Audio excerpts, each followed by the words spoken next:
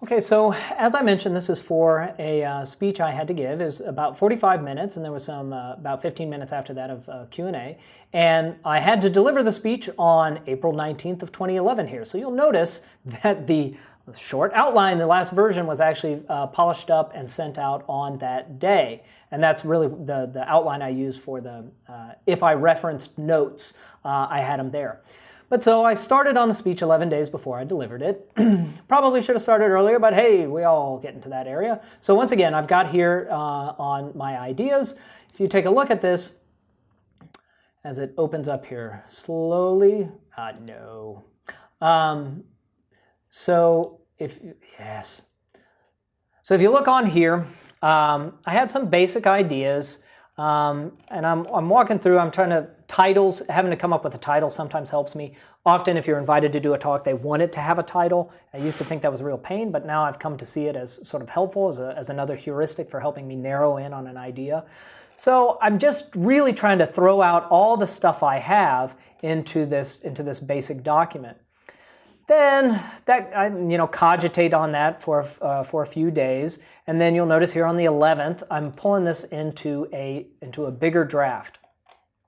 So here you can see I've got a bunch of smaller points. It's still pretty embryonic. I don't have a lot of evidence on there, but this gives me a time, and you'll notice after I've done this for a few days, I want to reflect a little bit. So I had some thoughts on goals, and I'm really asking who is the audience here and what should the talk do?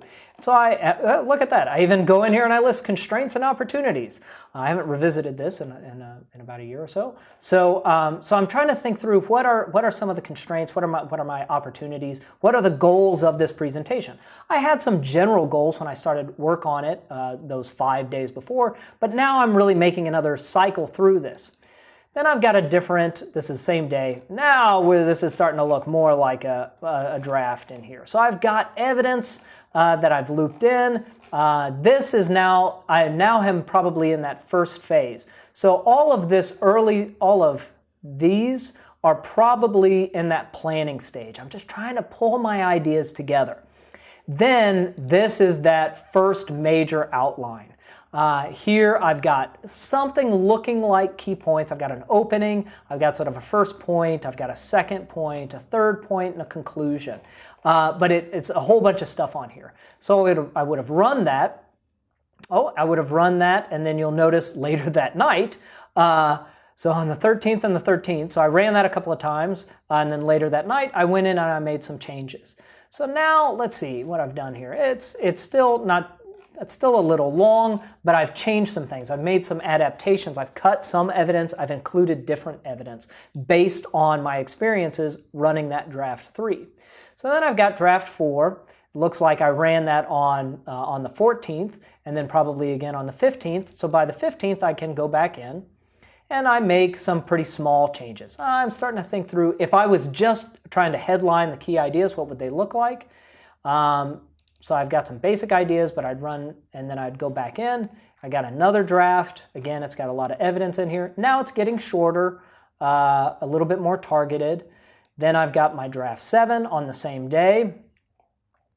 I'm making some changes here. Now I've got a lot of evidence. So I've consolidated some points. So instead of having 2 or 3 separate points devoted to this, I take all the evidence and I put it under one new main point. So I've made some revisions based on that.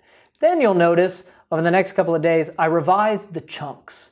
So instead of revising the whole thing for this, I went in and revised discrete parts of the speech because they felt like different elements, different components. So this is kind of my revised version of chunk 3, chunk 1, chunk 2. I do a run through of each one of these. I've got some notes on performance. What did I say? I need more intro conclusion stuff. Final section felt pretty good. It needed more humor. It felt too pleading. Apparently I was feeling fairly desperate. I do one big run. I've got my time marked in here and also manually written on my script. So I've got a couple of small notes about the performance. Then I've got sort of my last major draft. Okay, here, this is pretty short, right? And it's tidied up, and I don't have all the evidence written out in full. Rather, at this point, I know what that evidence says. So I don't need to write out what used to take up half a page, what the NSSE evidence is. At this point, I know it, so I just got to remind myself that's where I talk about it. So this is a shorter draft. This gives me something to practice with. So you'll notice this was on the day before I delivered the presentation. So then I spend some time revising this short outline.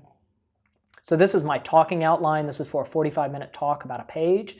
And so I practiced a couple of times with this, made some revisions to this, printed it out, and took this one page with me to the talk. Once again, 45-minute talk, 15 minutes for Q&A.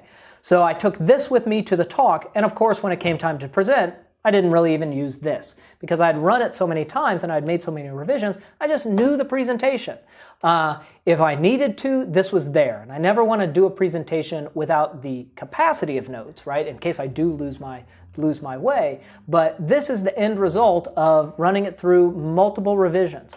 It took me a few days. It was a major presentation. It was a very large presentation. It was one important to me because I was presenting for colleagues and people who I held in high esteem. So I wanted it to be sort of a coherent presentation. But that's just a way of giving you another demonstration of what this process might look like.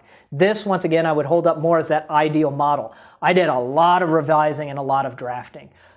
Many of the other presentations I do will probably have something like the ideas, maybe something looking more like draft 4, and then maybe just the short outline. So it would have gone through a couple of versions, but not nearly as many as this one went through. Now, this process that I've been discussing is but one suggestion. As in all aspects of this course, if it is useful to you, use it. If it's not, set it aside. But this method has worked well for me and for many of the people I coach. And once again, it comes back to one of the key issues of this class, which is not simply being able to do a good speech, but becoming a good speaker. And becoming a good speaker requires getting a sense for what your unique delivery style is, what writing works for you and you in front of an audience. I will say there are some benefits to this method. And as the more I've grown to have faith in it. So if I'm doing a big presentation and I'm really trying, and it's something that it's a tough speech to get into line. So I'll do that first massive outline and I'll do that first pass.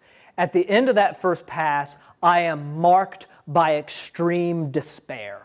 I mean, this has happened countless times in my house, in the basement, in my office. I'll walk around doing the speech, and at the end of that first pass, it's just, this will never happen. I am a failure. But I've done it enough times now where I'm like, know what? Just have faith. It'll all shake out in the end. This is draft 1, and it's going to go through 4 or 5 more drafts. It'll get there. So I've come to place a lot more faith in this. But the benefit is, by the end of running this process, I don't need notes. People often ask me, well, how do I memorize a presentation? You don't. You know the presentation, then you just do it. And the answer is, how do you get to know it? By doing it, by running it, by developing it in a way that you can deliver it. So by the end of this process, I don't need notes. I've written what I want to deliver, and I've practiced delivering what I want to say. So I would recommend that at least you try this process. Try it on the informative speech that you're working up for this class, or at the very least, the next presentation that you have to give. Give this process a whirl and see if it helps you out.